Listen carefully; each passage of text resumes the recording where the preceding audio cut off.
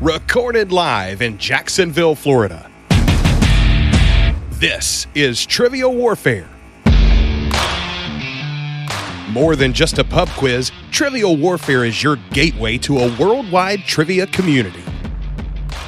Join your hosts, Jonathan. We just described Ric Flair as Neanderthal Man and Planet of the Apes.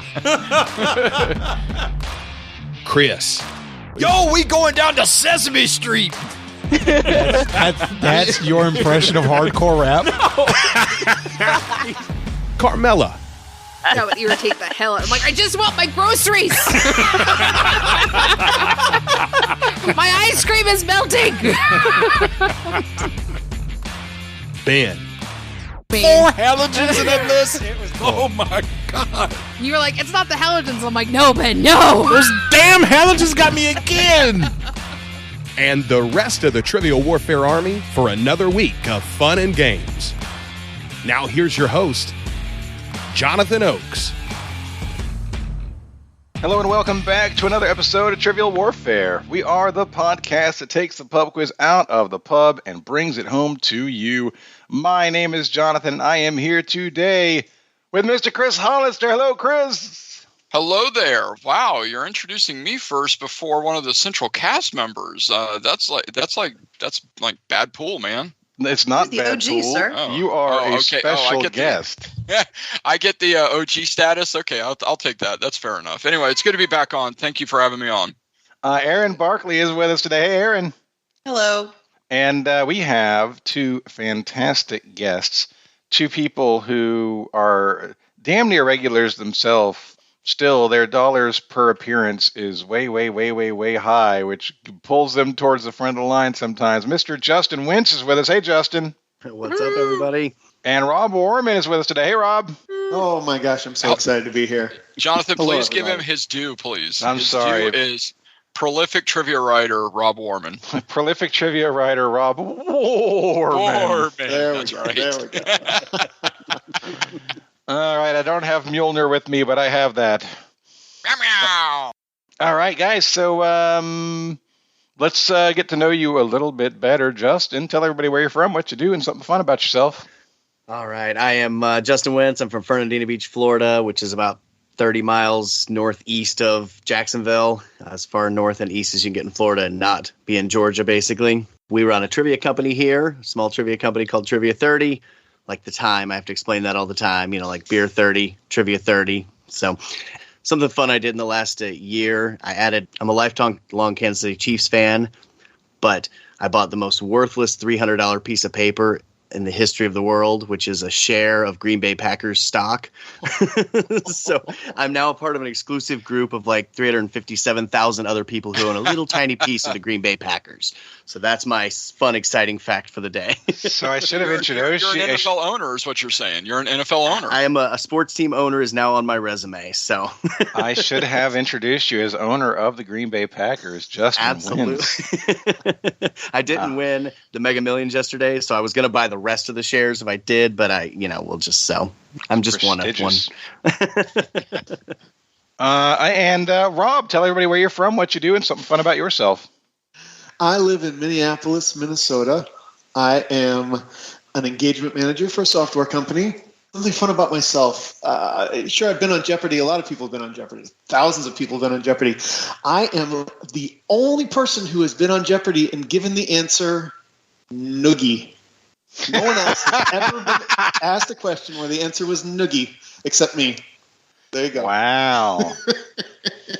My goodness. Guys, we are going to have a great game today, and we're going to get started with Warm It Up, Chris. It's time to warm it up on Trivial Warfare today. And there's only one person who can warm it up for the TWA, and that's Chris. And sometimes Jonathan. Chris, I want to go to karaoke with you again. I want to go to karaoke with you again, and I want you to sing Warm It Up, Chris, and I want to record the whole thing so that we can have a new intro. I'm very sad I missed out on that for the record. I told you we don't have to do karaoke to do that. I will do that for you. No, but I mean the vibe is so good. Okay, I just actually got to know the words to the song. No, you just have to know the chorus, bro. Oh my gosh. Just the chorus. I swear to God, you singing the chorus with other people singing along is not copyrightable. I cannot get in trouble for it. Okay. All right. Fair enough. Well, we will. How about this? You organize it. I'll show up. How does that sound? Hell yes. All right. Let's go. Hell yes. All right. It's very hard to say no to my best friend. So there you go. Ooh. So, all right. Yeah. I need a massage later. Can you come give me a massage? Dude, I'm helping him hang up a TV tomorrow for goodness sakes. That's true. Yeah. So you're warming up, Chris. Question of the episode is actually given to us by Derek Schroppel. So Derek, thank you very much. Derek actually came to me yesterday and said, I have this idea about poorly written synopsises of film. And I love those things. I love them. So he gave me quite a few of them, and then I also peppered them in with a few that I found on a article that took them from Twitter. So it's Derek and friends from Twitter. So there you go. So I'm going to give you the poorly written synopsis of the film. You're going to give me your answer, and if you need a hint, I can give you the year and the type of film it is, aka comedy, drama, etc. All right. So if you need that hint, just let me know, and I got your back, boo. So Erin, you're going to go first. Oh, great. I'm going to need a hint. Okay. Well, fair enough. Throw it out there right off the bat. Nice. Well, let me read it first, and then we'll see. Okay, Erin? I believe in you. I believe in Erin. Sweet, but She does exist. Right. So the synopsis is: simple man stumbles through the greatest life ever lived. yeah, You still want the clue? I do, because that could All be right. so many movies. Oh, you All right, know it's this. It's 1994, and it is a drama with a little bit of comedy involved. I gotta find Bubba. Oh, is it Forrest Gump? It is Forrest Gump. That is correct. I'm not a All smart right. Well done. I don't know why it was, but I was literally like acting out that scene by myself in here a couple of days ago. Normal human activity. Don't go back, Forrest. You're gonna die. Leave me to die. Oh my gosh. The funny part is that I just wrote in Forrest Gumpo. So there's that. I don't know who Gumpo is, but all right. Gump, Forrest Trip Gumpo. I'm Gumpo, damn it. Jonathan, you're next up, sir. And Forrest. you get older Gumpo. cop who older cop who cannot handle how old he is with younger partner while also having bathroom issues. I was gonna go Training Day, but I don't know if that bathroom like issue the year? sounds like a comedy. Would Hold you like on. the year? Not Okay. yet. Okay. Older cop. Bathroom issues. I think Justin got it because he was laughing. Bathroom issues. It could be. I remember a scene where Murtaugh is on the toilet. Go ahead and give me a year, though. All right, 1987 action. I'm going to say Lethal Weapon. Lethal Weapon is correct. That was my thinking too. Yeah. Actually, the toilet scene, believe it or not, happened in Lethal Weapon 2. Lethal Weapon 2. Mhm. But what is this famous saying that he always says? I'm too old for this.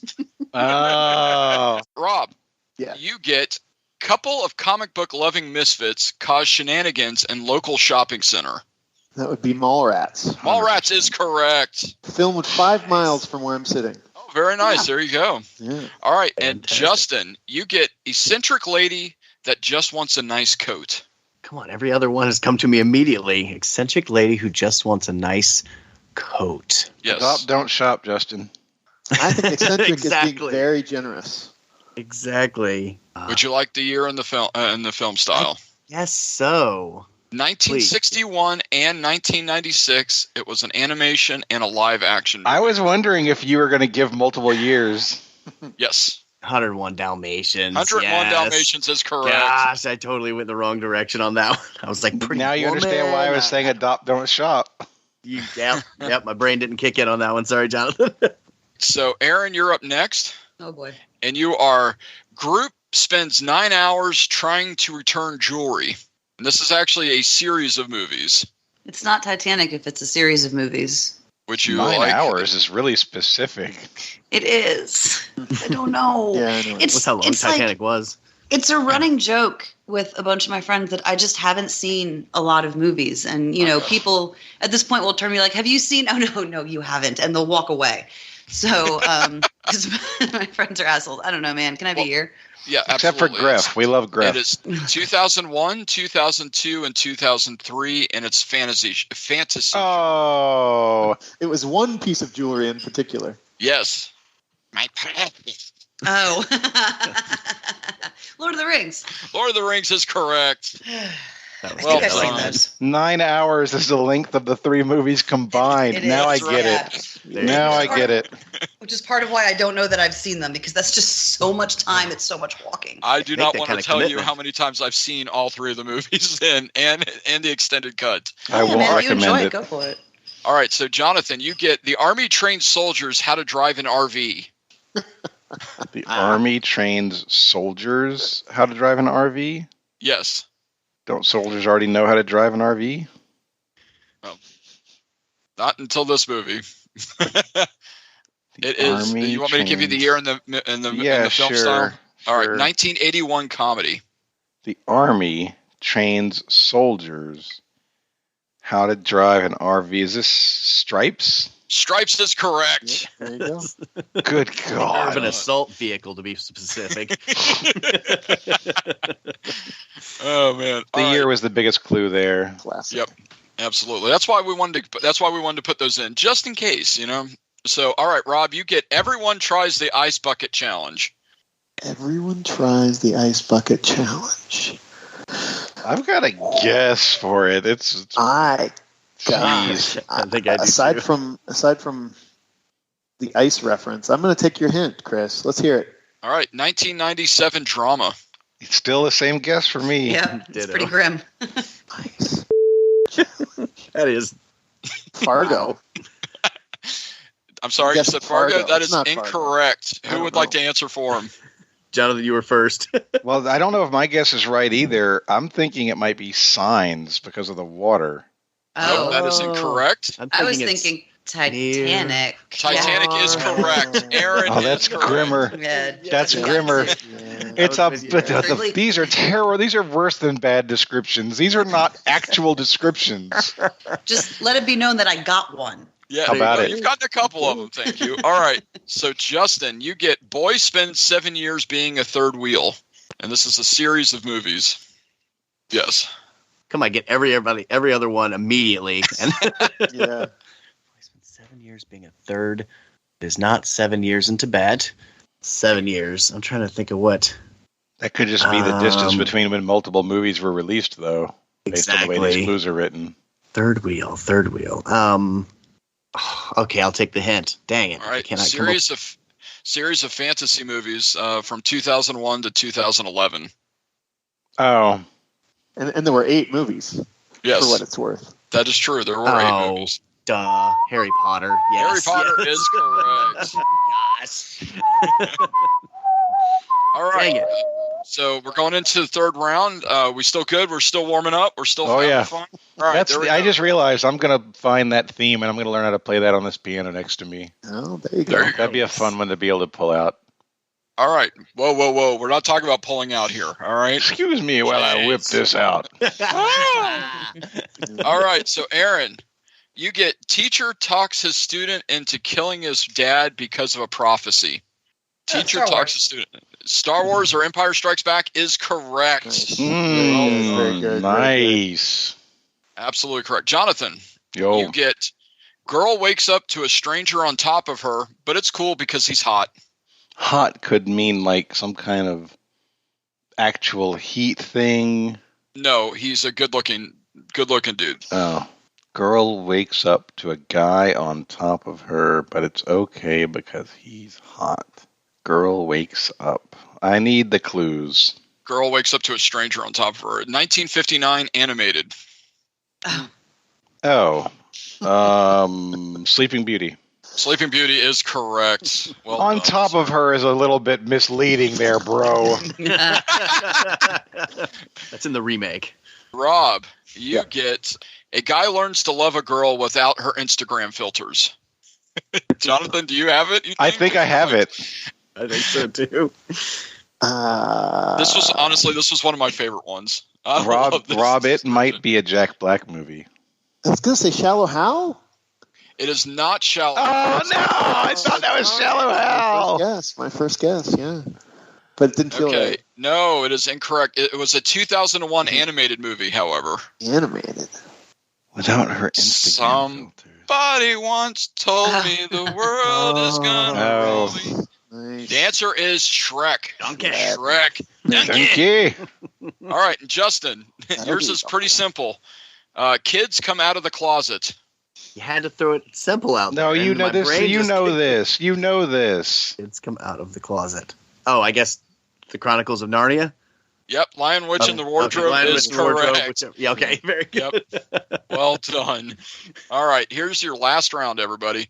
Erin, you've done very well. For somebody who said, I'm not going to do well, you've done very well. So got to give you some props here on this one, okay? I did get pretty aggressive hints for the first two. Here is your next one, all right? Girl has to pretend that she's a man to be taken seriously. That's just life. That's Lots just, of movies. Yeah. Mulan. Mulan is correct. There you go. Did not I even could need take- the clue. What up? Yentl, Victor Victoria. There's any number of answers. All right, Tootsie. No, wait. Jonathan, yours Tootsie's is the reverse. Yeah. That's true. That's true. All right, Jonathan, yours is a family's first Airbnb experience goes horribly wrong. I'm going to throw out. I want to throw out a guess, but I don't want it to be my guess. Okay, I'll give you two guesses. I'll be nice to you. This is a warm it up. This is not worth points or anything like that. I want to guess Swiss Family Robinson to start with. That is incorrect. Okay. Great answer. All right. Okay, So, now for your real answer. The clue is a family's first Airbnb. experience goes horribly wrong. Do you want the Horribly do you want the film in the year or the film style in the year? I feel like you're going to say 1993 thriller, but I will not. I want the clue. 1977 horror. Oh, The Shining. The Shining is correct. Yes, nice catch there. I could have gone Jurassic Park with it because it's the two kids Oh, coming. that is so true. I didn't think about that. That's okay. Not too bad. All right. So, Rob, your last one is paranoid billionaire afraid of an immigrant. I feel like it's like a Batman movie of some sort. But I can't see the immigrant angle for that. Oh, Bane so could be an immigrant. I guess. You could go the Whichever one that third was. one. Batman. The third one. The one I didn't like after the one I did. What is it? The Dark Knight Rises? I forget. Yeah, the third Batman movie starring All right. Christian Bale. You're on the right path, but incorrect. The answer is Batman vs. Superman Dawn of Justice. Oh, God. Oh, sure. Yeah, I see that. I should have got that. All right. And Justin, the final one on here. You get public transportation running ahead of schedule for once. I'm going to guess this is Speed is what I have. Yeah. To guess. Nice. Justin has the need for speed, and he is correct. Good Well job. done. And thanks to Derek Schroepel, that is your warming up Chris question of the episode. Thank you, Derek, and other Well Twitter done. writers. Thank you, Yes. Derek. That is your warming up Chris for the episode. Thank you, Derek. Thank you, Chris. By the way, the reason something in my head, I knew it was wrong because I'm like, I love his story about when Chris Jericho signs his name wrong and he agrees to it, but I can't make it fit with the name Dustin. Something is wrong, and I don't know what it is. It was funny. His story is that when he went to Chris Jericho to ask for an autograph, Jericho says spelled DERRICK, Yeah. and he says yes, and then realized afterward that he agreed to spelling his name wrong. It's a great story. It's really good. So this is on the main feed. If you love Trivial Warfare and you want more of it, go to trivialwarfarearmy.com and sign up as a patron. You will have access to a whole lot of shows. We've been doing this for a long, long time, and there are some absolute gems in the back catalog that you've been missing out on. That's trivialwarfarearmy.com. You can play along with today's show. Download the Triviamatic app and hit play now and enter this code, 754801. That's code 754801. And you will be able to play along with Chris's questions on the app. You can also, I know that it's July, There's such a thing as Christmas in July. Why don't you celebrate Christmas in July by going to triviacalendar.com and picking up an everyday Q&A trivia calendar for 2023? It is mostly written by multi-time Jeopardy champion Katie Sikelski of The Inkling. I contribute so little. I just advertise the damn thing and try and sell as many as possible. So you make me look good. Every time you buy a calendar, you're supporting me looking good in front of Katie, which is important to me because she picks on me a lot. Don't let her pick on me. Buy a calendar. Today's game, it's Jonathan and Rob versus Justin and Erin. Chris is hosting, and it's time to play the game. Players. Oh, yeah. Y'all know what time it is. This is Mr. Literature himself, cordially inviting you to the game. This is 6 rounds of trivia goodness. 3 questions per round. Every right answer gets you 10 points. In the middle, we'll take a pause for the cause and ask a midpoint question worth up to 20 juicy points. After round 6, you can wager any or all those points you've been building up and take a shot at the final round. It's a series of theme-based questions we call the Gauntlet. It's just that easy, baby. But this game ain't gonna play itself, players. Let's get it on. So first off, just to kind of fill you the awesome listeners in, I'm a bench player today. I'm filling in for someone who couldn't be on the show. So I just wanted to stop and say many thanks to Nick Groves for sending me the questions that you're going to be hearing today. So thank you so much, Nick. If I do not mention another person's name, it means that Nick wrote it. If I mention that person's name, that means that they wrote the question. So I just want to make sure everybody knows that as much as I'd like to take credit for these awesome questions, yeah, I didn't write them. But really a lot of thanks to Nick for getting this taken care of for me. So thank you, Nick. Your round 1, question 1 category is in televisiones. TV, thank you. And your question is, originally created as a spinoff of Space Ghost Coast to Coast, which Adult Swim TV show features the adventures of 3 anthropomorphic fast food items named Master Shake, Frylock, and Meatwad. We can lock this in. Exactly. Yes. All right. So Erin and Justin are locked in. Took me a second for my brain to get it in my brain, but yes. So, Rob, this is after my specialty of TV watching days, but is this Aqua Teen Hunger Force? Yeah, I think you got it. I don't know that for certain because, boy, I loved Space Ghost Coast to Coast and then never watched anything else ever again on the Cartoon Network. So I don't know for certain, but I know there was a show called Aqua Teen Hunger Force, and that sounds like the cast that would be heroes on a show called Aqua Teen Hunger Force. And I remember a character who was like a cup. Love it. So love it. I'm down with it. Aqua Teen Hunger Force. ATHS. Okay. And Erin and Justin, what were you thinking? Erin, go for it. So if you go to my Facebook page, you know how you can put a little sentence that sort of summarizes you as a person. Mine is a Meatwad quote that says, "Now, when I say crank it, you do whatever it is people do when they're told to do that." It is Aqua Teen Hunger Force. Yes. Nice. Oh, I can't say it any better than that, except for the correct answer is Aqua Teen Hunger Force. Well done to both teams. And real quick, has everybody heard Jonathan's impression of Brack from Space Ghost? No, but I'd love to. Yeah, so I need Jonathan, you need to do this, please, because it's been a while since I've heard it, and it's one of my favorite things in the world. So there's a bit in a song where Brack is singing about love, okay? And he says, and then you take her on a date, and she orders something called a salad, and you get a big hunk of beef that you eat. And that, ladies and gentlemen, is love. You do a good job. You do. You sound like it. That's good. Oh, I love this. Oh, thank you, Jonathan. That was quite beautiful. I couldn't remember if you'd done that on the show in a while or not, but I was like, we got to have this happen. If it's a Space Ghost question, cry, doesn't it? I mean, mostly he just sits there with, "Hi, my name is Brack."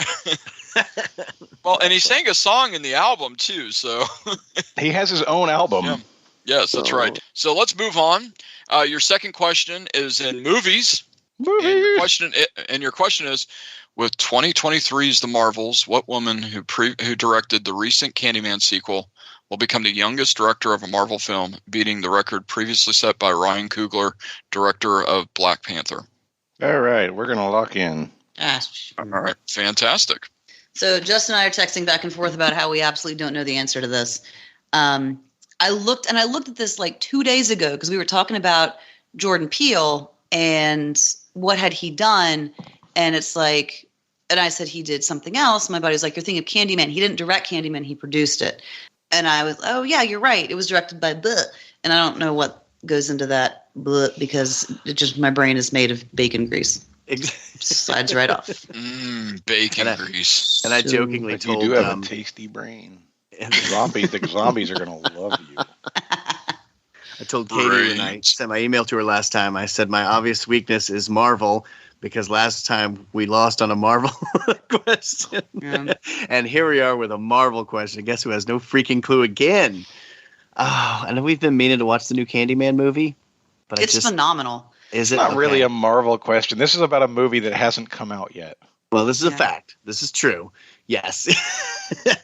It's Marvel adjacent. Like literally the only name I can get in my brain is Patty Jenkins. Obviously not the person we're talking about. But do you have any names that like throw out a Lucky Johnson, a Lucky Richmond? I don't know. I got bag of nothing. Any common last name that you could think of that we could just like throw Smith, against the wall? Robinson. Yeah. There Smith. you go. Smith. We'll go with Smith. Exactly. All right. Lucky Smith it is. And Rob and Jonathan. We were pretty much in the same boat, huh? Yeah, exactly.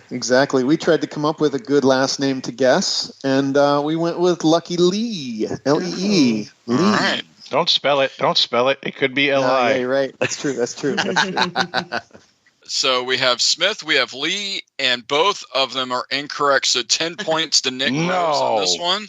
The answer is Nia DaCosta. DaCosta. She is also the reason to note Miss DaCosta. She's also the first African-American woman to have a #1 film, which was Candyman in 2021. So she's an up-and-comer and somebody definitely to pay attention to for sure. I think one of the main things to take away from that is how the hell did Candyman become a #1 film? It was so good. So good. People love the horror movies, man. That's all we watch. They love. Oh my! And yet you seem so normal, Justin. No, we've never seen his basement. That's true. Oh, we're in Florida. There's no basements. But my backyard. That's what you say. It's just an excuse for not letting us see it. There you go.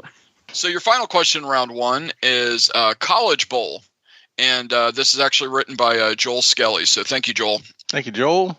All right. And Joel's question for you all is 9 colleges known collectively as the colonial colleges were formally chartered in the United States at the time of independence in 1776.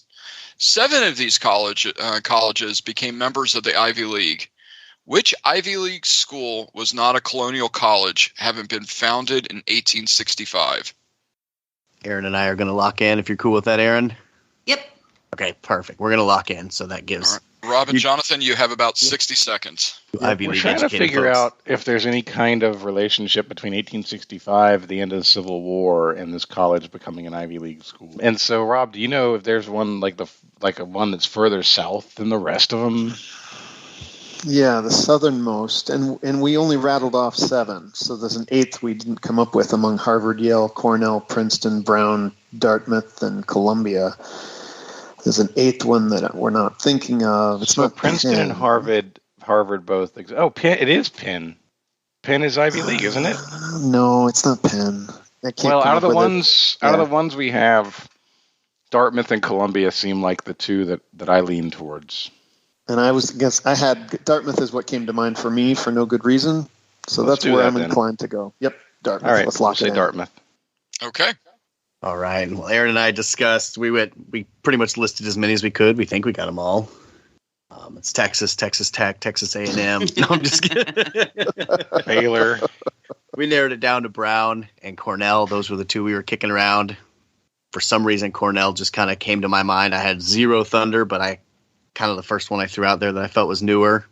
Erin had kind of the same feeling I did, basically. Sure. Like, It's a college. Okay, let's try it. I think it's in Ithaca, New York. Seems like that would be a place that might be later. I don't know. It's not right in the heart of New York City or any of the Boston area. So that was what we locked in was Cornell.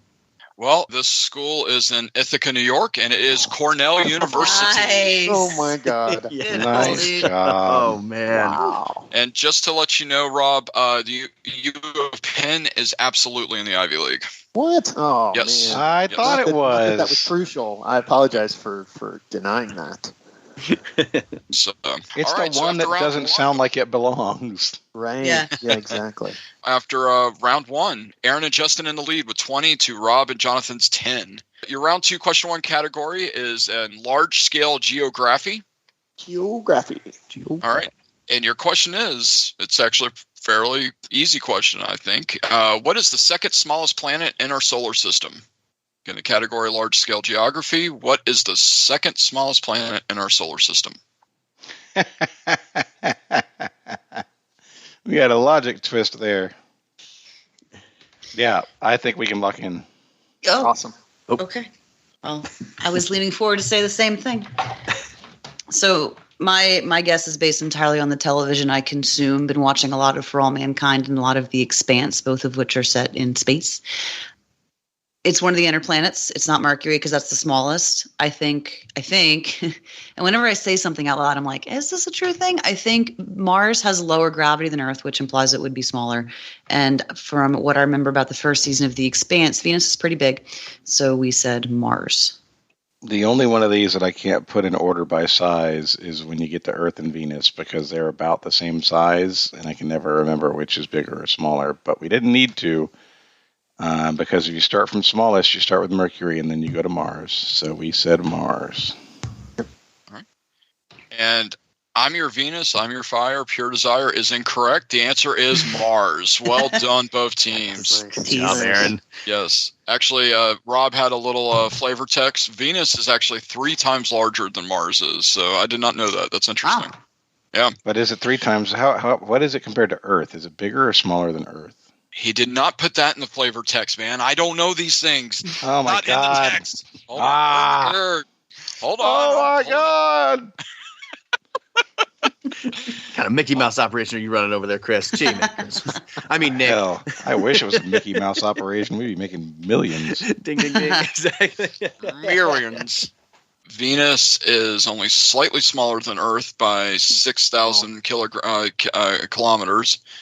And Mars is about half the size of Earth. So it goes Mercury, Mars, Venus, Earth. Yes, that is factually correct. Neptune, Uranus, Saturn, Jupiter. Reverse order for the gas giants. Nice. There you go. All right. So your second question in round 2 is Johnny Cash presents Geography. Geography. And your question is, what 25,000-mile-long region of seismic and volcanic activity surrounds much of the Pacific Ocean? We can lock in. Yeah. Yes. Do you want a 3, 2, 1 this? Yeah, All go for right. it, Justin. All right, so Justin's going to do it for their team. Jonathan or Rob, who for your team? Jonathan, go ahead. All right, sure. And it's going to be 3, 2, 1. Ring of Fire. And thank you. At least Justin's saying it. The twang. Deliver it, Johnny Cash I style. Come on. fell down to a burning ring of fire. There we go. I knew you'd do better than I would. Down. Yes, I'll be honest with you. I probably made it too easy. I had to change the title of it. It was Geography, and I was just like, that's not as much fun. Oh, exactly, Orange Kitty. Yeah. And it's just that wasn't as much fun. But Johnny Cash presents Geography. Let's go. So, all right, well done to both teams. All right, your final question, round 2, is theater. And your theater question is this. In the movie The Music Man, which company's wagon delivers band instruments to River City? The company is no longer considered honest enough to associate with Harold Hill. Oh, my God.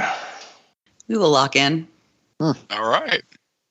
Well, we're talking it over. We're thinking it's a company that has some modern recognition, but also has some modern stigma, like Enron, like Arthur Anderson, like MCI. But none of those are old-timey companies that would be delivering musical instruments in The Music Man.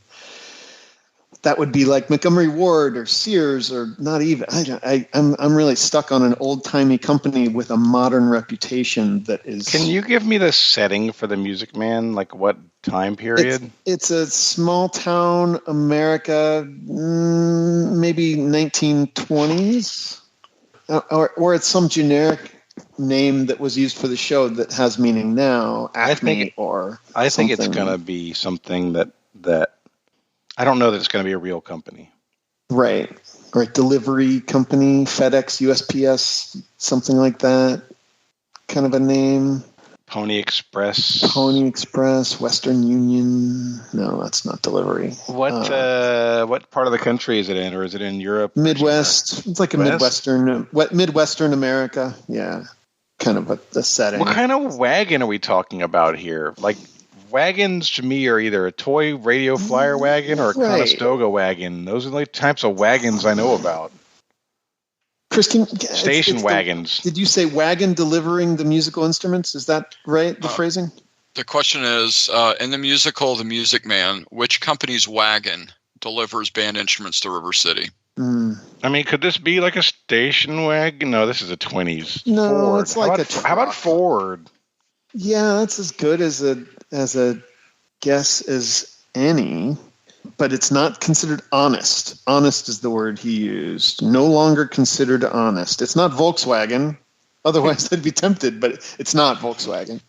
Let's go Ford. Let's not spin wheels on this. I don't know. We'll say Ford. Okay. All right. And Justin and Erin. We didn't know, have not seen it. Justin said, I know a couple of facts. And I said, is Harold here the character from The Music Man? Is that a hint that ties in something else? Who is this guy? What does it mean? He was like, how about Wells Fargo? And I said, all right. They're not honest. Of course it's Wells Fargo. Well, and we figured either we'd be right or we'd be able to throw some shade at Wells Fargo. So we said Wells Fargo. No, when I heard Harold Hill, I thought we were talking about somebody who sells propane, etc. Taste the meat, not the heat. The boy ain't right. All right. Well, your answer is the Wells Fargo wagon is coming down. Wow. If we'd gotten to like Stagecoach, if that phrase had come out when we were talking, Jonathan, I think we would have gotten. I said Conestoga wagon, dude. As close as you can get. I know. You're right. Oh, they're going to stumble into this one. Yeah, we almost did. So close. That's a good question. Yeah, well, I mean, The Music Man's actually made quite a bit of a comeback. It's out on Broadway once again right now with Hugh Jackman in the role of Harold Hill. What's the setting time period? Is it the 1920s or was it the 1800s? No, it's early 1900s. It's like right at turn of the century kind of stuff, if I remember correctly. I was hoping you're after the state because I know it's in Iowa. I knew that part. So, all right. Well, after 2 rounds, Erin and Justin take a little bit further of a lead with 50, but Rob and Jonathan have 30 points. Your round 3 question 1 category is in definitions. And your question is, give me the word that has the following definitions. It's a noun. A strong leather strap passing around the hindquarters of a horse harnessed to a vehicle and enabling the horse to push backwards. Second one, a thick rope used to secure the carriage of a cannon on a ship and to absorb the force of the recoil. And then finally, an occasion in which a small boy was dressed in trousers for the first time.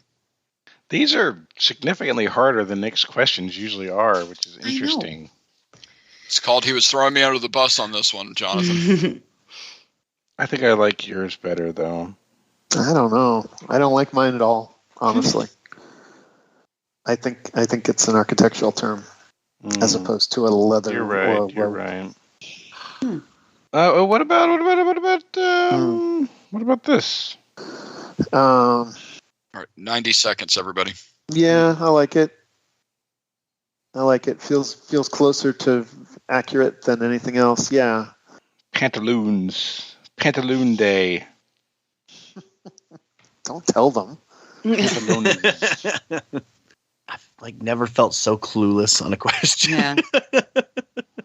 Yeah. I can keep making up words. I mean, I your words are better than my words. I guarantee you.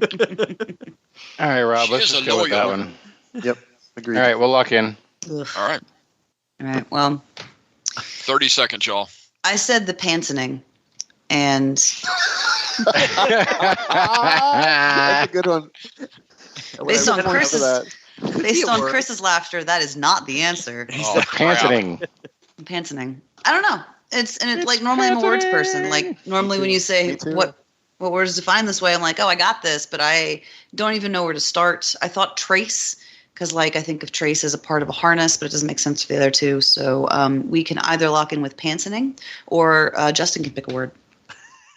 I am totally down with a good pantening. All right.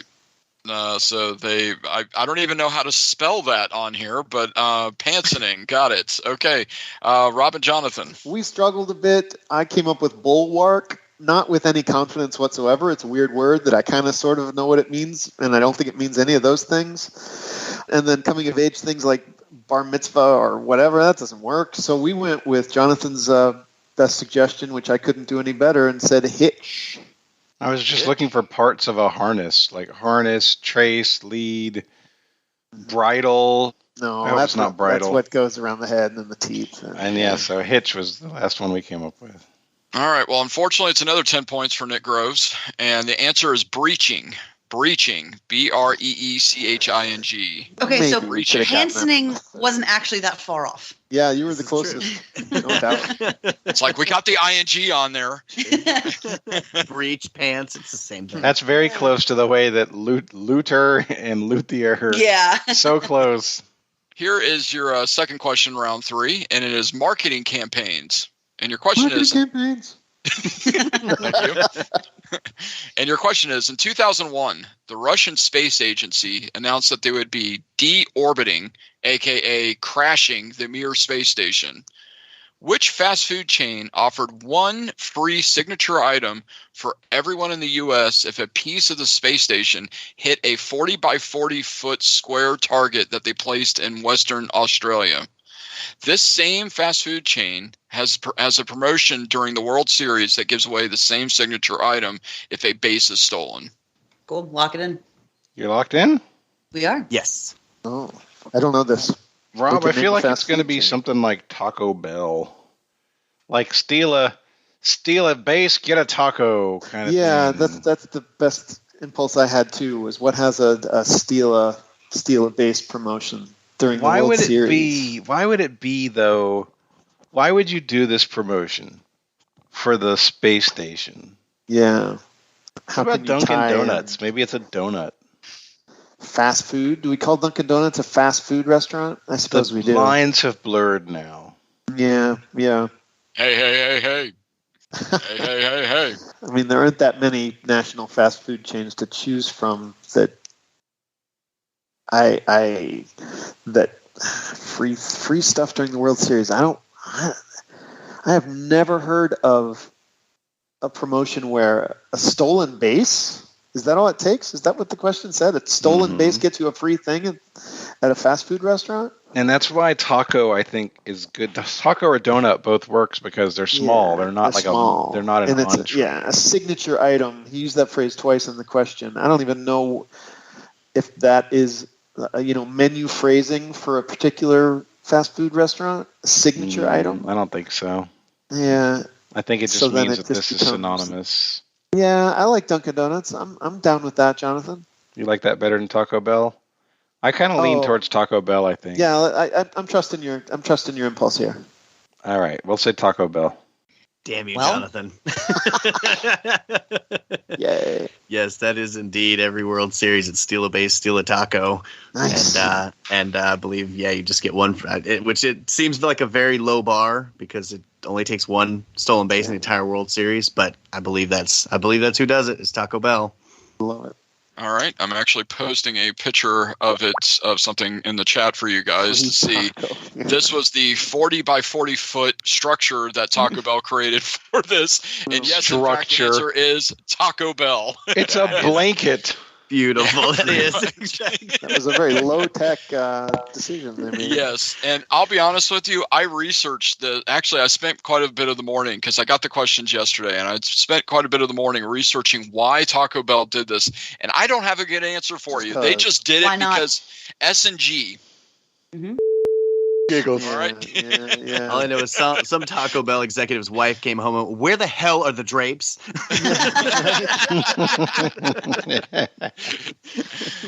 All right. So well done, both teams. Okay, your final question before going into the midpoint. Your category is I was told there'd be no Max, and this was actually written by Simon Hood. So Simon, thank you very much. Thank you, Simon. And the question is, in 1982, Peter Weir directed Mel Gibson in The Year of Living Dangerously. What other star of this film won a supporting Oscar, the first person to do so, for portraying a character of the opposite sex? How is the category spelled, Chris? Max is M-A-X with a capital M. Okay, perfect. Thank you. They didn't win the Oscar for the opposite sex in that movie, did they? Yes, they got the Oscar for the performance in that movie. Yes, in the same movie. This person won it for In the Year of Living Dangerously. It's weird. Didn't Dustin Hoffman win for Tootsie before this? But he was a character that was playing. Oh, so it's not somebody who's acting like that. It is somebody who legitimately is playing the opposite sex. That's correct. Yes, Like Shakespearean. Playing a female character through and through, or vice versa. That is correct. Not someone playing a character who is then dressed up as the opposite. Yeah, Erin actually said it correctly. Very Shakespearean, old school Shakespeare. I'm cool if you want to lock that in, Erin. Go for it. Okay, let's lock that in. Okay, so Rob and Jonathan, you can talk it out. Jonathan, have you seen this movie? Hell no. No, me neither. Me neither. I have zero clues. Right. And I mean, I think, I don't know what he did, but Nick ramped up the spiciness on his set way higher than. Yeah, it's weird that he gave you this set, Chris, when he's usually asking what color is red. Man, I don't know. Is it Me or red? Nick asking that question? Right. No, that's a Nick woman normal playing question. Man playing a woman. I'm thinking that's a woman playing a man. Reasonable. Sure. So let's pick a broad-shouldered woman and run with it. How about, do you want to go with Grace Jones? I love it. Absolutely, it's got to be. Sure. Okay, we'll say Grace Jones. It's as good a guess as any. We really, and Erin and Justin, go ahead. Neither of us has seen the movie. I had a name I felt like might be associated with the movie. I feel like Sigourney Weaver was in that movie. But that was just that Zero Thunder, and that was the only name that we could come up with. So I figured that we would put ourselves out of our misery and just lock that in. So Sigourney Weaver is what we locked in at. Okay. And again, 10 points for Nick on this one. I'm a little surprised because this is actually a fairly Pavlovian trivia question for pop culture nerds. So I knew this one when I saw it. I didn't think anybody would have any trouble with it. So my apologies to y'all. The answer is Linda Hunt. Linda Hunt. Oh, I've never even heard of Linda Hunt. Yeah, I could. The Incredibles. Yeah, I don't have it. No, I haven't. That name. Yeah, she's on one of those cop shows, right? She's on NCIS Los Angeles is the one that she's currently on right now, but she's a very famous actress. She's been in quite a bit of things. So going into the midpoint, Erin and Justin still in the lead with 60 to Rob and Jonathan's 40. Woo. All right. It is not often that we get more wrong than we get right, Rob. Kidding. No doubt. That's rough. Rough to crime dog? Rough to crime dog here. All right. No, his name's McGruff, dude. Oh, it is McGruff. Dang it. I remember Linda Hunt, but I can't remember McGruff the crime dog. Anyway, all right. So your midpoint question, the category is what's in a name? David Abelafia wrote this for us. So David, thank you so much. Thank you, David. Thanks, David. And David Abelafia. And the question is, not including those who went by nicknames such as Bill Clinton and Jimmy Carter, we've had 5 presidents whose widely known first names were not the first names that were given at birth. For 5 points each, name any of the 4 of these 5 commanders-in-chief. Good luck. We're all counting on you. All right, so we will need some answers. Or circle in on answers, I should say. All right, cool. We are officially locked in. Okay. All right, yeah, Rob, I think Hoover and Coolidge are our best guesses for the last 2. I know Woodrow Wilson's first name's Thomas, and I'm pretty sure Grover Cleveland's first name is Steve. We had the Big Steve episode back in the day. So, yeah, I think we go Cleveland, Wilson, Coolidge, Hoover. And the approach that I was taking from the beginning was to eliminate people whose middle names we knew. Like, it wouldn't be Rutherford B. Hayes because Rutherford Burchard Hayes doesn't leave much room for a name you don't know, right? Yeah. James you know what? We forgot Chester A. Arthur, but he went by Chester, so that wasn't. Yeah. I did forget Chester, though.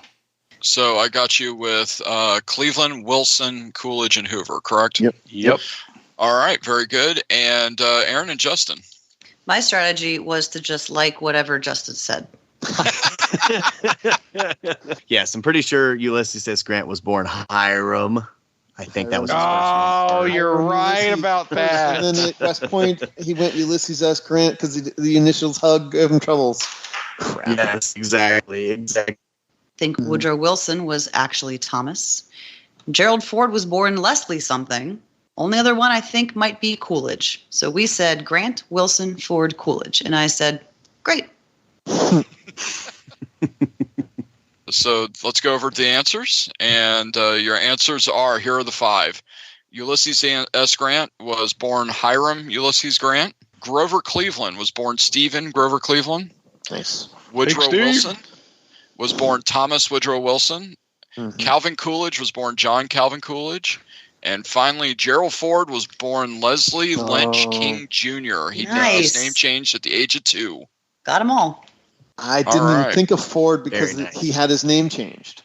Yes, I didn't. I should have gotten Ulysses. I definitely knew that. Ulysses Grant. I could have gotten both those if I'd really chewed on it enough. Darn it. All right. So Robin Jonathan with 15, Erin and Justin with the big 20 points. After the midpoint, it is Erin and Justin with 80, and Robin Jonathan with 55.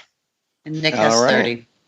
And Nick has 30. That's correct. Nick has 30 points. So Nick is very closely behind in third place. Watch this turnaround. Come on, Jonathan. Here we go. All right, that's the end of the first half. Before we go to the second half, let's have a word from our sponsor, BetterHelp. I really like BetterHelp, you guys. I've talked to lots of people about it. I know that it's been helpful for so many people. And it stands out how important it is for us to take care of our minds, to take care of our thoughts, take care of our brains, for lack of a better word, and really to put in the time and the maintenance. We only have that one brain our entire life, right? And our experiences, our lives are so reliant on the way that we think. And if we don't take the time to rethink things, and if we don't take the time to challenge ourselves or to share things with someone else who's really qualified to ask us questions and to challenge us, then sometimes we might find ourselves in situations that aren't the ones that we want, right? They're not desirable. Having someone to talk to and having someone to reset with sometimes is critically important in our lives. And if you aren't doing that yet, now's the time. It's time to work on supporting having a healthy brain, and doing therapy like you can get at BetterHelp. Online therapy is one of the best choices you can make. I've had personal experience. I've talked about it 1,000 times at this point. Crystal is my go-to. In recent weeks and months, I've had challenges that I've had to deal with, and I got to tell you, it's been a lifesaver for me, truly, to have somebody. Sometimes I just vent. Sometimes that's all it is. Or sometimes I get challenged, and I have to go rethink, and I have to go pay attention and do some homework. You can do that. You can do it my way. You can do it some other person's way. It doesn't matter. But you want to get it done, and BetterHelp's the place to do it. So you can do it on the phone, on video, live chat. You don't have to be on a camera if you don't want to. BetterHelp is more affordable than in-person therapy, and you can get started quickly. Once you get signed up, it takes under 48 hours to get going with this. I can't recommend it enough. I know that it's been life-changing for me, and I think it'll probably be life-changing for you. So our listeners at Trivial Warfare get 10% off of their first month at BetterHelp.com/TWA. That's the site to go to. That's BetterHelp, HELP.com/TWA to get 10% off your first month. I hope you give it a try. All right, let's get on with the second half of today's game. Yes, ladies and gentlemen, when Chris hosts an episode, it is the fourth round. It is the first question, and this is Chris destroys a hit. And Nick basically thought that this might be funny from coming my end. So here we go. I want you to name the title of this 2011 song that hit #1 on the Billboard Hot 100 chart for 9 weeks. That sounds like a mega hit. I'm afraid to say the word mega hit because I know you, Jonathan. What are you talking about? So if you want me to, 9 weeks, bro. Okay. All right.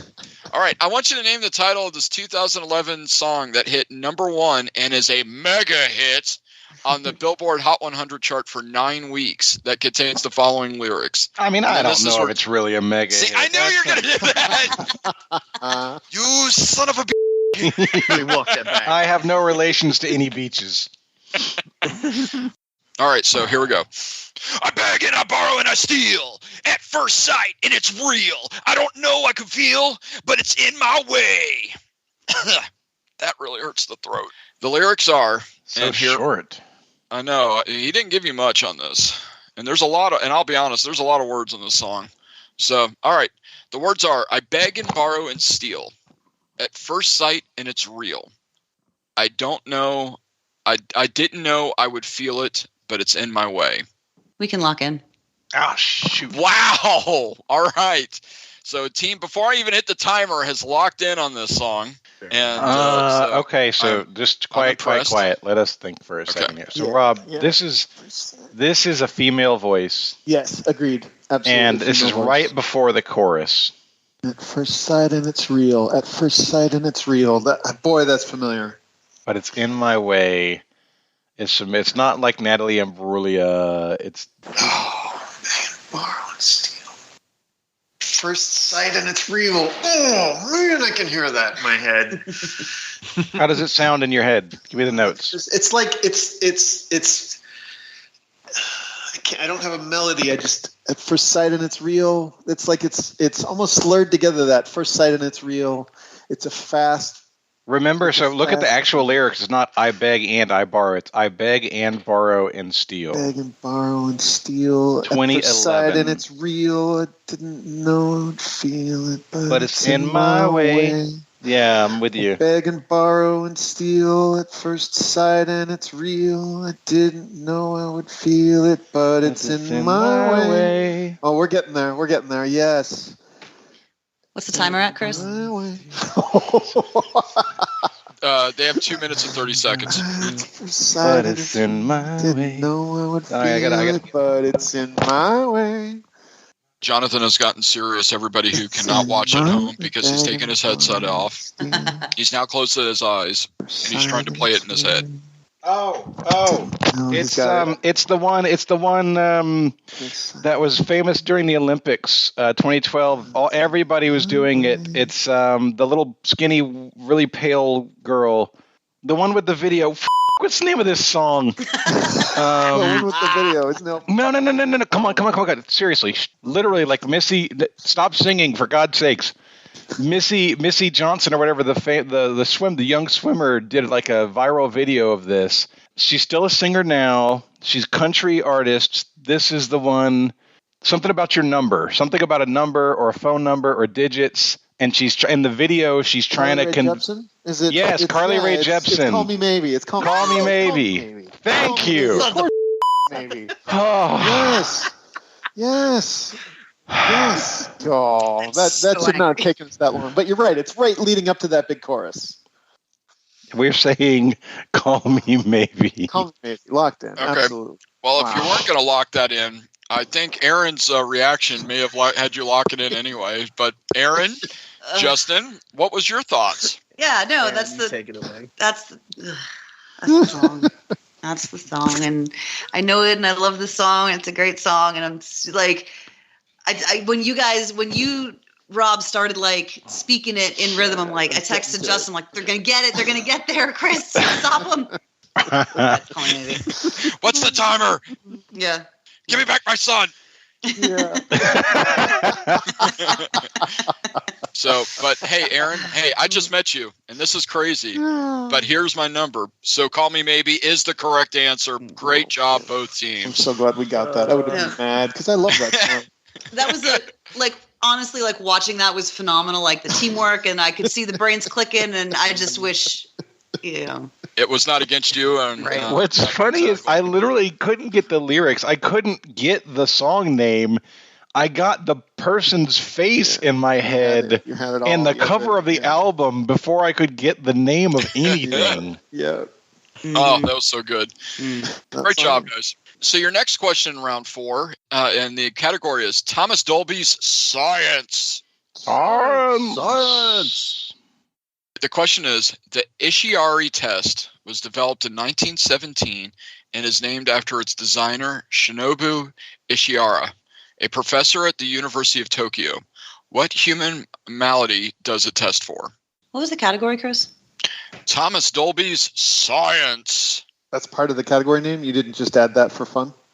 No, that's part of the category's name. Okay. Thank It's still just for fun now. you. Yeah, it seems like. We'll lock in. Yeah. Polio's an interesting one because it's in the news recently. Yeah, they had a case. Mm-hmm. That's as good a reason as any to pick it Yeah. among the various maladies we could name. All right. You want to go polio? Yeah, let's go polio. All right. Marco. All right, so you're Polio. going polio. All right, so Erin and Justin. We pretty much had a bag of nothing, except we both felt like we had some kind of a strange reference to having written questions about this, maybe. But usually that means it's totally wrong. But I was thinking that TB test, like tuberculosis, where they put that thing in your arm and they poke you and you have the little. I felt like that was associated with like a Japanese sounding name. But so we went with tuberculosis because that was the only best thing we could come up with. Unfortunately, it's another 10 points for Nick Groves, and you guys did not catch my Thomas Dolby clue. Oh, it wasn't. What happened? He was blinded by science. The answer is color blindness. Color Oh, blindness. my. Well, that's really a low-level clue. Yeah, Hey, yeah. I thought the question was very hard the way it was. I was And trying is that to do a something. malady? I don't think it was a malady. That's why I never would have gotten there. But that's okay. So your final question in round 4 is a music question. So and your question is, mentioned in the lyrics of MC Hammer's "You Can't Touch This," what dance popularized in the 1970s are two partners smashing their hips together to the beat of the song? Bro, I just sent you a lot of lyrics, and I don't hear any names of any dances in any of them. You said it's from You Can't Touch This, right? Yes, I did. Yeah, and I just listened to all three of your messages, Jonathan, and I certainly agree. You've got lyrics I recognize, and I don't know any additional lyrics to that, so I can't add to it. I'm going to take my headset off again. I'm going to try and go through it. Yeah. He clearly knows the song better than me.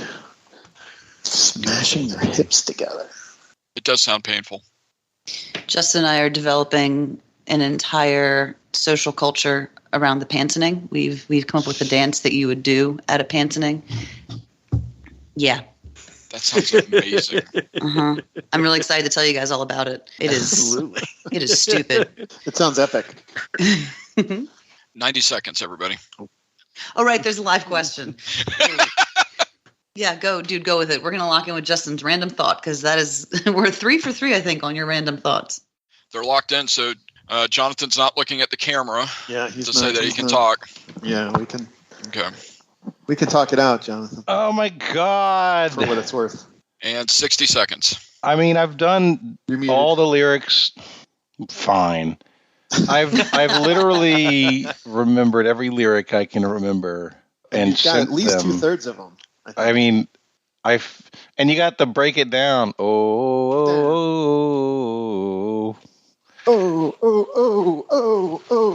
that's the typewriter.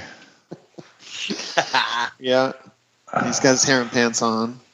Dope on the floor and a magic. He was always talking about himself. I don't remember him talking about anybody else. Right.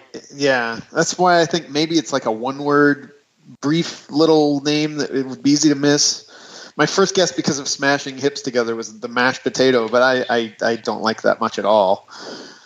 I don't know. I certainly can't picture the dance. I don't know enough about historic dances to have any sort of mental image of dancers smashing hips together.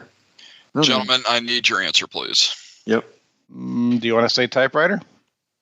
I want to say mashed potato, just because I think it's even funnier. Sure. It's the traditional dish served at a We'll pantry. say mashed potato. Sure, mashed of course. potato. Lock it. Write that down, Aaron. All right, so the mashed potato. Got it. So, Aaron and Justin.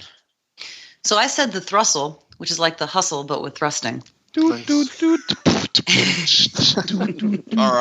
And what That's not what we locked in with, though. Yeah, No, I didn't Said it was the traditional dance of a pantening. So we're building this whole pantening culture exactly as It's the Pantening Pantheon. It's the Pantheon. Exactly. Oh my. Literally the only thing that I could get in my head was bumping and grinding, and I felt like there might be some. So that was. I feel like somewhere in the lyrics he says something about That's bump, it. bump, bump or something. Just for a minute, let's all do the bump. All right. There it is. All right. Are you serious? And the lyric is, "This is it for a winner. Dance to this and you're going to get thinner. Move, slide your rump. Just for a minute, let's all do the bump, bump, bump, bump, bump." There it is. Your answer is the bump. Wow. There was one section of the song that I did not get to come to me, and that was it. Yeah, that's about 3/4 of the way down. There is a lot of lyrics in the song. There is a lot. I sent 40 seconds of spoken audio to Rob in 10-second chunks. Let's all do the bump, bump, bump. I could do the entire intro, and after that, I could not get any lyrics in my brain. Good question. I was It's a good question. It's very All good. right. So after 4 rounds of a very, very tough episode so far, Erin and Justin are very much in the lead with 100 points to Rob and Jonathan's 65. There is a little bit of a danger of locking out here. It could happen, but we're going to catch up. All right, We could there also you go. catch up completely. And your round 5 question 1 category is an American president. And Joel Skelly wrote this. So Joel, thank you again. Thank you, Joel. The question is, what former president is the only one to have died in the U.S. Capitol building? He also became the first former president to have his funeral services held in the Capitol building. They were held on February 24th, 1848, in the chamber of the House of Representatives. No, yeah, I think it is. Here's your other option. I like that a lot better. A lot better. Yeah, that feels right to me, Jonathan. Okay, you want that? I do. All right, we'll lock in. Okay, they're locked in. So the rare time Erin and Justin can talk it out. Don't rub it in. Chris coming in throwing daggers. So during the midpoint, Justin was like, I says, I have a deck of presidential trivia flashcards that I don't think I've taken the shrink wrap off of yet after I bought it in 2018. And then he proceeds to name all of the presidents. So I said, I will go with whatever you say, sir. So you say something now. And now I've gone through so many presidents that my brain is they're all just mushing together. I feel like this is whoever served as a Tennessee governor, I believe it was Tennessee, after leaving office as president. And I feel like it's the same person who lived in the Hermitage, but my brain is putting 3 different presidents in that. So Davy believe Crockett. King of the Wild Frontier. Andrew Jackson, I believe, is who it is, but I just can't. I'm going to go with Andrew Jackson. That's what we're going to lock in with. I like it. All right. And Rob and Jonathan. So we talked about William Henry Harrison being the first president to die in office, but then there's Capitol is a different thing. Capitol's where Congress spends its time, so we went for a former president who went back into Congress after being a president, so he could have been working when he died, and that we went with John Quincy Adams. And your answer is John Quincy Adams. Yes, there we go. Good job, Jonathan. Oh, Nice. Good job, guys. I couldn't put a time frame on it. Yeah. Basically, John Quincy Adams was one of 2 presidents to serve in Congress after leaving office. The other one was Andrew Johnson, but he was the first to have done it. So, and let's see. Yep, and interestingly enough, there was a young congressman that was pallbearer at Quincy Adams' funeral, and his name was Abraham Lincoln. Never heard of him. Never heard of him. That guy, did he ever make anything out of himself? He's a good lawyer. I heard he could wrestle. I am a lawyer. Yeah, it's funny. It's a big hat. So your second question, round 5, is in geography. Geography. And this question is by Clint Givens. So Clint, thank you so much. Hey, Clint. Thank you, Clint. From the Pashto, P-A-S-H-T-O, from the Pashto for Black Cave, what is the name of the limestone cavern formations located 30 miles west of the Khyber Pass? The site is notable for its namesake CIA-financed stronghold in the 2001 battle fought there. What? Yeah, we need to hear that again. Is this a video game? What the hell are we doing here? No, this is geography. This is an actual thing. Oh. That's not a bad guess, Rob. Yeah, I think I'm off on the timing, maybe. I think you are too. Man, I have no idea. Yeah, I agree. We will lock in and you guys can talk about it. Wonderful. All right. So you are Great. locking in? Yes? Yes. Yep, with 90 seconds. Well, I don't think Pashto is like a Western language such that it's going to be like Negro something for Black Cave.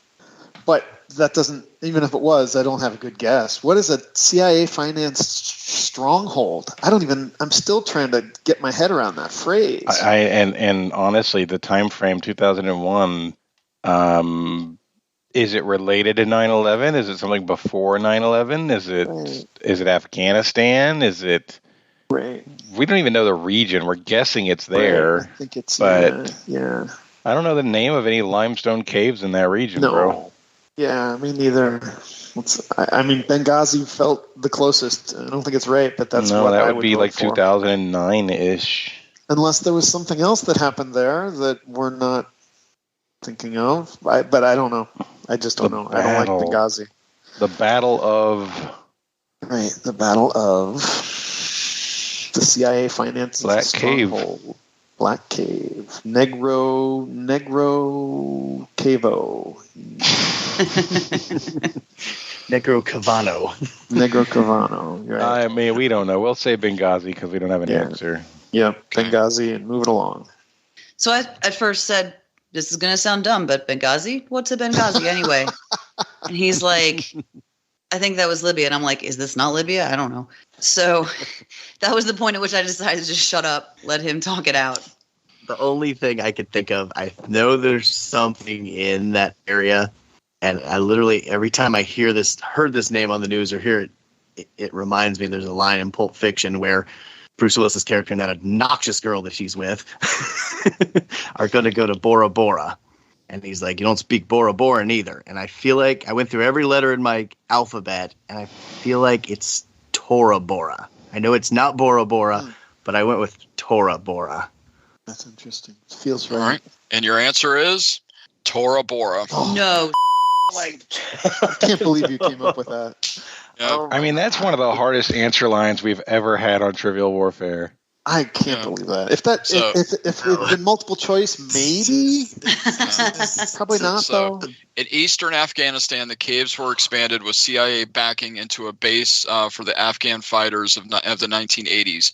Ironically, in December 2001, it was a battle site targeted by the U.S. forces as a suspected hideout of Osama bin Laden. Yeah, sure.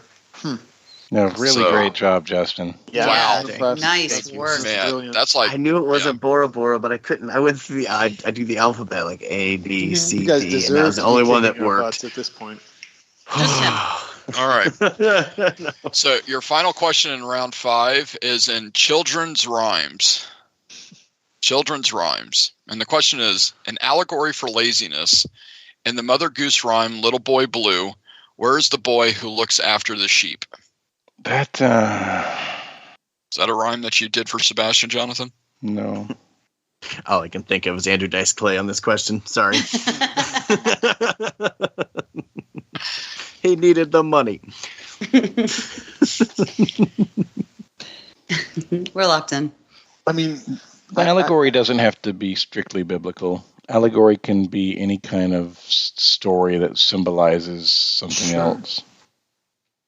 I still, only because it rhymes, do I like Sound Asleep It rhymes with sheep, but blue rhymes with you. Yeah. UEWE. But you're saying that, and I obviously I don't know the words to Little Boy Blue, but you're saying that a nursery rhyme about Little Boy Blue sound asleep when he should be tending a sheep. To you, that's a story of laziness. It's not an allegory of laziness. That's not an allegory of laziness. That is literally just being asleep. It's all about laziness. Well, I mean, it's laziness. He's snoozing under the tree instead. But that's not an allegory. That's just saying, hey, he's asleep. Right. Yeah, there's no metaphor there. There is exactly a straight up story of laziness. If the answer is he's asleep, then I argue with the question. I understand. Yeah, I know what you mean. Because it's a misuse of the word allegory. I'm with you. So now we got to come up with the right answer. When you say someone's lazy, you say they are a slacker. You say they are can't be bothered. You say they are staring at clouds. Yeah, off in the distance. They're daydreaming. Daydreaming isn't bad because that Something is like that. asleep, but not necessarily being asleep. Yeah, sure. Yeah. Allegory for laziness. Honestly, even the words "an allegory for laziness" is still kind of an incorrect question. It's weird. It's a symbol or a word, a metaphor for laziness. Yeah, or yeah. Oh. It's time, y'all. Daydreaming? Is that what we're daydreaming? Say? Yeah, we'll say daydreaming. Locked in daydreaming. Okay. I said hayloft because something in my brain was like, where is the boy who watches the sheep? He's in the hayloft fast asleep. That was in my brain. But as I pointed out, you could replace literally any word with hayloft and it would still work. So we said that. I remember having an illustrated version of this as a kid. And I remember there being hay involved. Like he was laying on some hay or something in the illustration. But so on a haystack or something. I liked her idea. Yeah. All right. So your answer is hayloft. Okay. And the answer is under a haystack, fast asleep. Oh, so close. I cannot. Yeah. That question is terrible. Under a haystack is not an allegory. An allegory is a story. Right. It can't just be 4 words. Well, unless it had cultural. No, he's saying that the rhyme is an allegory, or the Mother Goose rhyme was the allegory for laziness. But that's not the way the question's written. An allegory for laziness, and the Mother Goose rhyme, Little Boy Blue.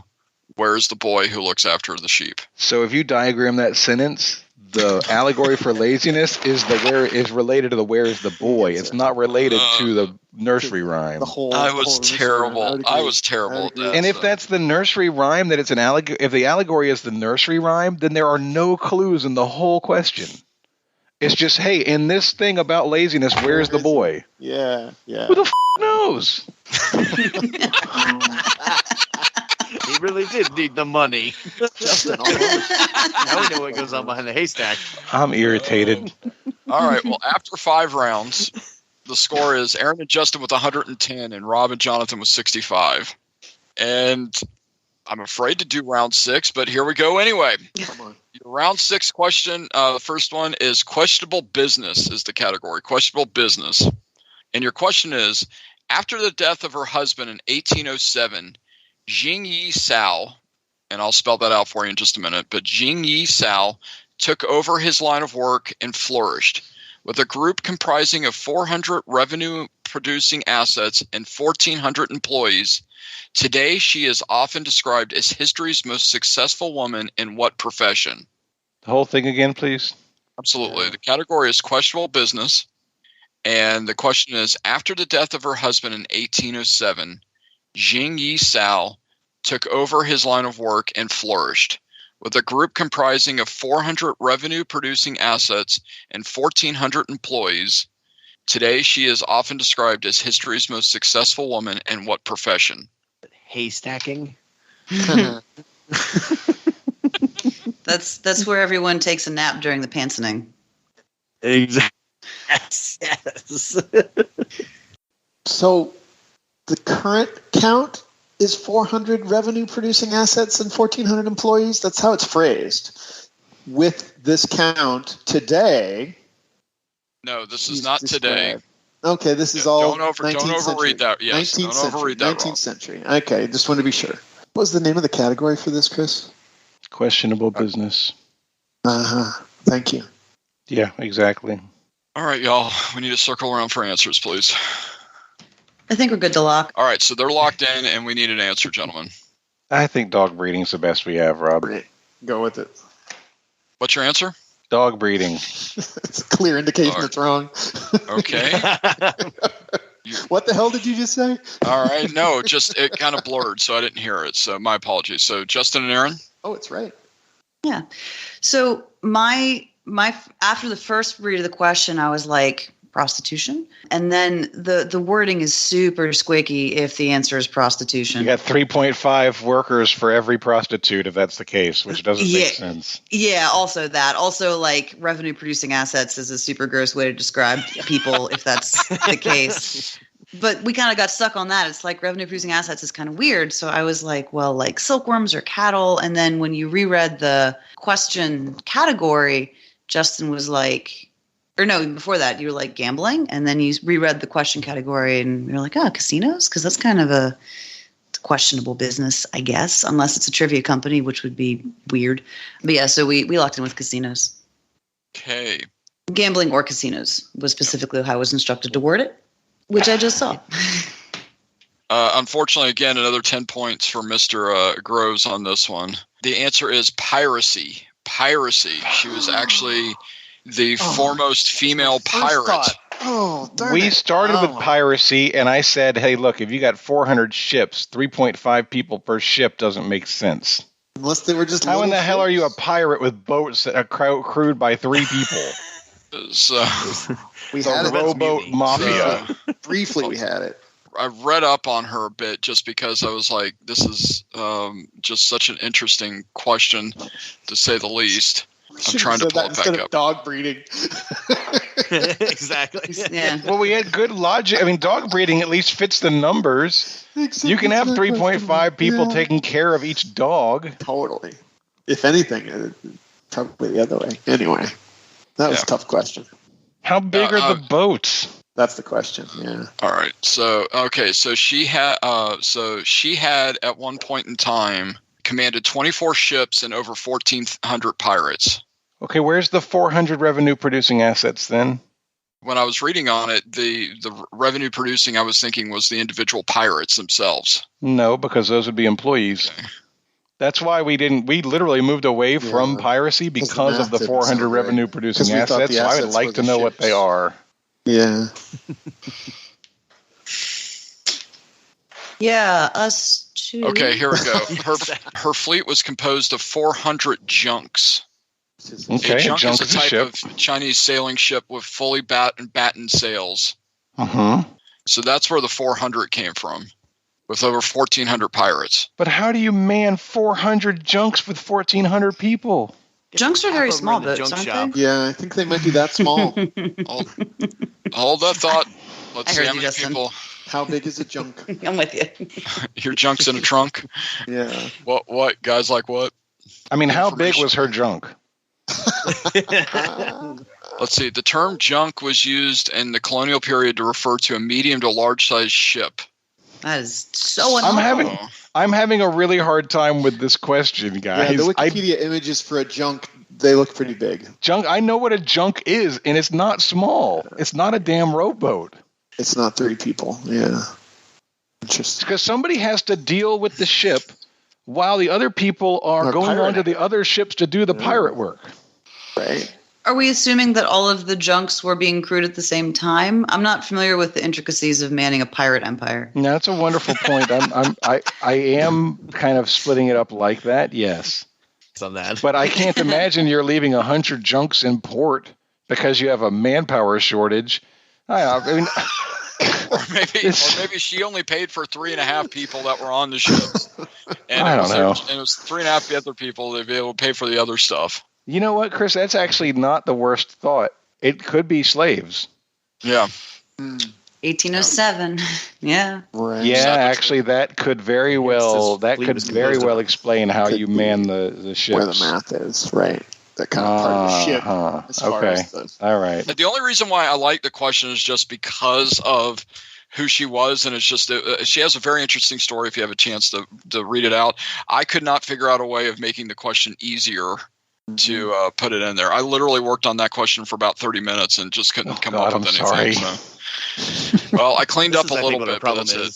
So, all right. Nick apparently, who is it? Nick either doesn't like Justin, Rob, me. I was thinking me, because I'm the one that's like. He hasn't spent enough time with Erin to dislike her, so it's one of us. Nobody dislikes Erin. Oh, lots of people dislike Erin. No, Erin's, yeah, she makes her enemies.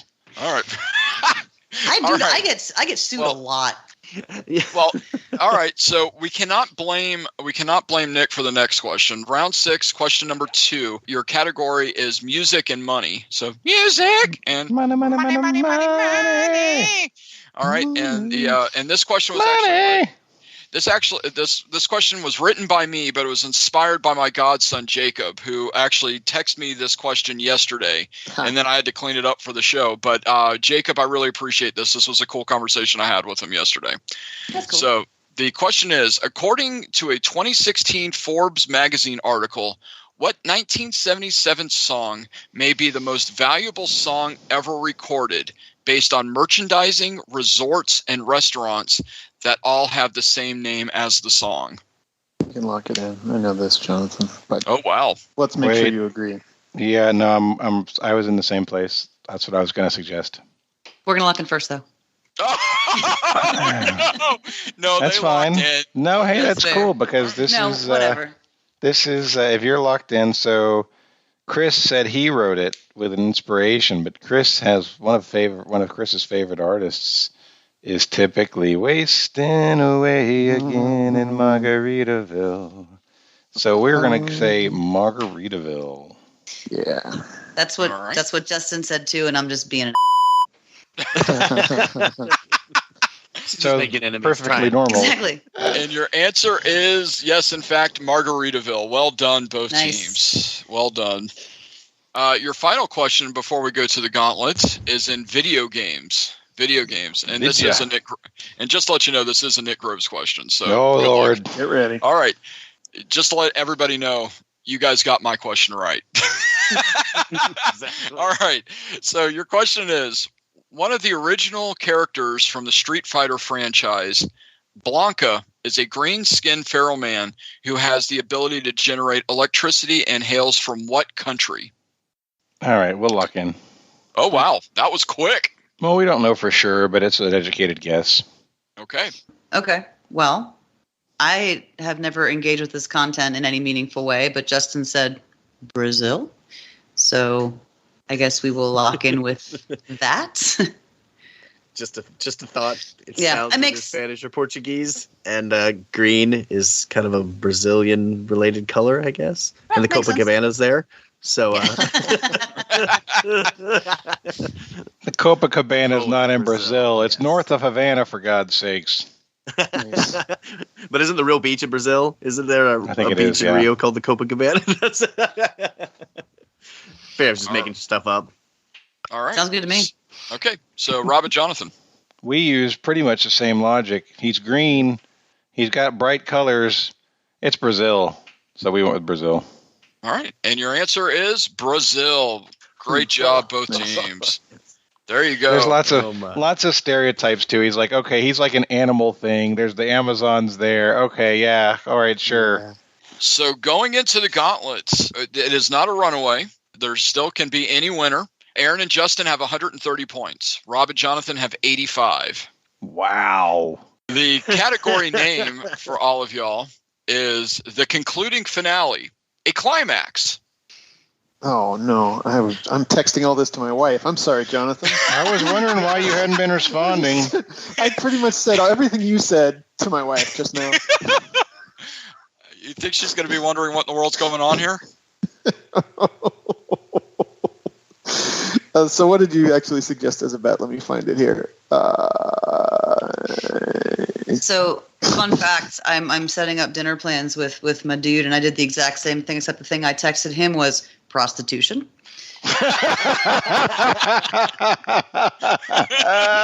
Oh, so it's one of those kind of deals. Let's do it. All right. Our wager's locked in. We have locked in a wager. All right. That works. Okay. So again, your category for the gauntlet is the concluding finale, a climax. And your first question in the gauntlet is, the siege of what city was the last major land battle of the U.S. Revolutionary War? Okay. I think we're going to lock that in. Mm-hmm. Okay, lock that in. The next question in the gauntlet, an unfrozen 12-year-old named Aang is better known as the last of what title? Lock in. All right, cool. We're locked in. You good? Okay. Your final question in the concluding finale, a climax gauntlet, is starring Jonah Hill, Seth Rogen, and Danny McBride, among many, many others. The plot of which movie follows 6 Los Angeles celebrities as they are stuck in a house after a series of devastating events that just destroyed the city? Yep, you got it. I have Meow Meow on that, Rob. We can lock Totally. that in. Agreed. Yeah, we're locked in with that. Well, we'll lock in with So that. let's. All right. Rob, we have a chance, my friend. We have a chance. I agree. Again, the gauntlet is this, the concluding finale, a climax. And your first question was, the siege of what city was the last major land battle of the the United States Revolutionary War? Erin and Justin, you guys go first.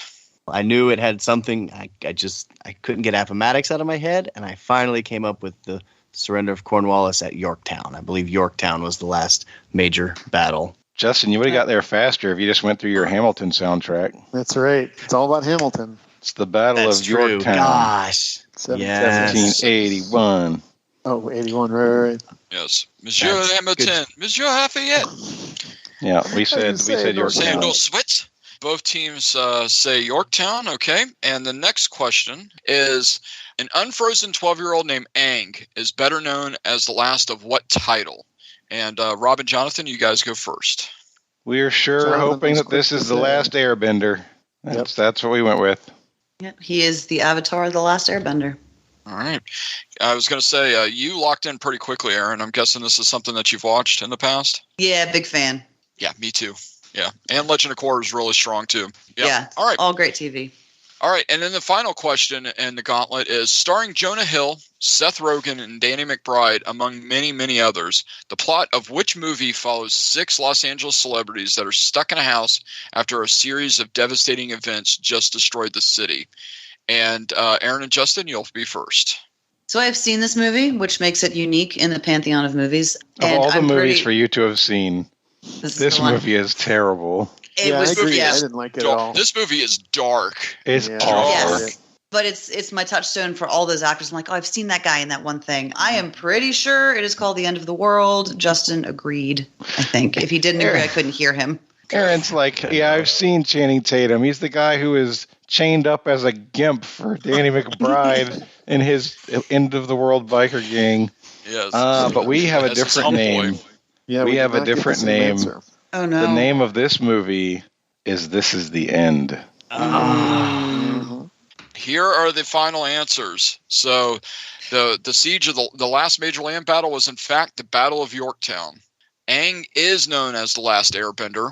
Nice. And then finally, the movie with Jonah Hill, Seth Rogen, and Danny McBride, This Is the End. Yeah, it is. Jonathan. Damn. Jonathan, All right. confident movie title. I want to give our wager first, and Okay. then have Okay. them give their wager. All right. Because so it's possible we still lose. Absolutely. It's going to still come down to Absolutely. wagers. This is going to be an Comes down to interesting wagers. wager set on how it is. Our belief was that because they could miss it and still not risk falling below us with the same number that they could lock us out with, that they would almost essentially have to go with a wager of 41. With that knowledge in place, we knew we couldn't beat them if they bet 41 and we both got it right. So we had to play for them to miss it. And if they were going to miss it with a wager of 41, they would finish with 89. We started with 85. We wagered 5 points. 5 points. Wow. Okay. I like watching Aaron. So if you wagered 41 or higher, we win. If you wagered anything less than 41, If you wager 40, it's a tie. Yeah. If you wagered anything less than 40, could have gone for the we tie. win. All right. So, Erin and Justin, what was your thoughts? What was your wager? Champions bet 0, baby. Do you really? Oh my God! That's a good win. A bet of 0 and a total of 130 to 90 in a very, very tough Trivial Warfare battle. Wow. Erin and Justin are your winners. I love that bet, and you deserve to win with that bet right there. That's really good. Wow. We're over here like, this is scary and frustrating, and it's math, and I hate it. He's like, champions bet 0. I'm like, hell yeah, they do. And you know, Rob, it's like the next level. The next level of thought is they know that we're going to know they're betting 41, so we're going to bet low, and then you can get the logic is just the next layer down. That's so good. Never stops. So good. Okay, well, you're winners then with a score of what is it? 130 to 90 are Erin and Justin. Great game. Hey. Wow. That was a heck of a game. That was a contest right there. Yeah, Boy, there was exciting. a good chance at the moment when you said end of the world, it was like, we might win this thing. We could have. Nope, we're not going to win this thing. Within our grasp. So you're saying there's a chance. Oh, man. All right, well, Chris. before we go, we like to give everybody a chance to do shout-outs and promote causes that they care about. Justin is our winning team today. Justin, why don't we start with you? I'll throw my blanket out if you're ever in Fernandina. Come play Trivia 30 and spay and neuter your cats. But I guess today is my dad's 77th birthday.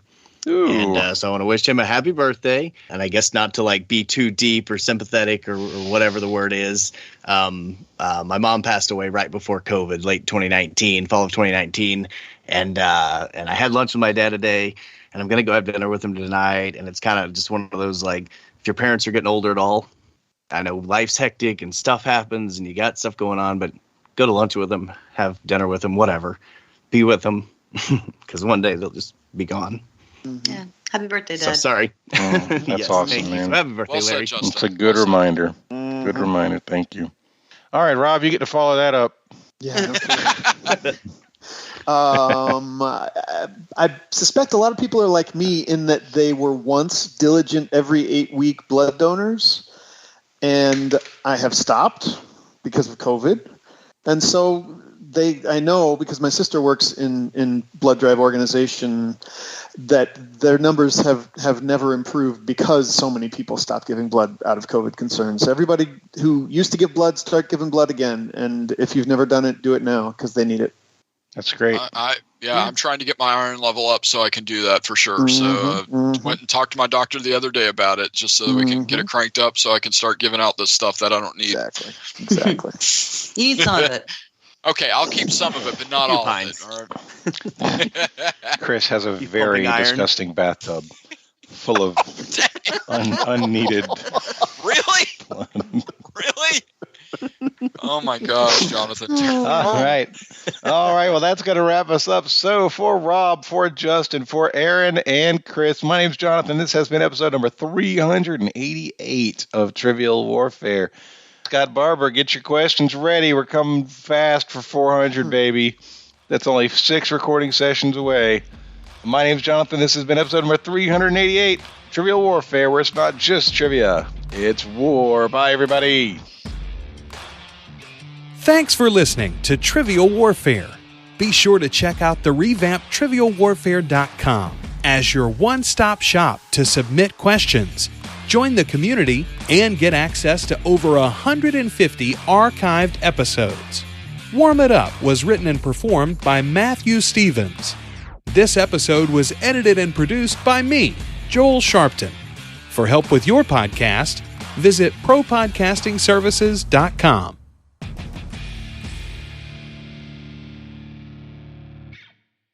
I'm feeling sick to my stomach right now because for whatever reason... You deleted it all. No, I did not delete it. Thank you. No, I did not delete it all. No, but your 10 points for John Quincy Adams was not in there. You guys had the wrong number of points going into it. You had 10 more points. We should have 100. It's so all right. 100 to 130. well, that's not it, but it was still Or it should have 95. been 95 to 130 going into the final. It would I don't have know if that changed the would've- wagers, absolutely. Yeah, I don't because think they couldn't bet a lockout bid without risking falling below us, so we wouldn't have assumed their wager. Well, is that still true? That's very true. It was really close, though. They could not. If they had bet to lock us out and missed it, they would fall below us. We could have bet No, they 0. would have fallen to 7. Yeah. We didn't have that option in our position at 85. So that was material.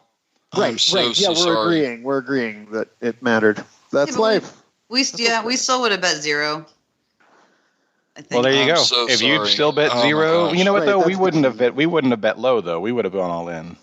Yeah, Our choice was either go all or no, we're going to go with this low number because they almost have to bet this. But if we didn't think you had to bet 41, then we weren't going small. We were going all. Yeah. I'm so sorry. Holy crap! That's all right. I'd never make that mistake. And It is not going to be a big deal one way or another. It's nobody knows it happened. Maybe somebody listening is going to point it out, and it's not going to be a big deal then. If you want to blue in at the end and be like, we caught a mathematical error, and and here's how we think it would have gone, but who knows? And it's not like, I mean, the episode is no less entertaining. Final question, round 4, is in literature. Literature. And your question is, the main plot of the 1954 Disney short Casey Bats Again is a sequel to the Ernest Lawrence Thayer poem, Casey at the Bat. How many children did Casey have in Casey Bats Again? That's a good point. Chris, I know these are Nick's questions, but we need to point back to him. We try to avoid number questions where you're just guessing at a number. Yeah, I didn't think about it at This the time. one shouldn't be on the quiz. Okay, I have a backup if you'd like me to use it. I mean, I think we're going to get it right, but I'd rather have the backup because it is just throwing random numbers out there. Yeah. Okay.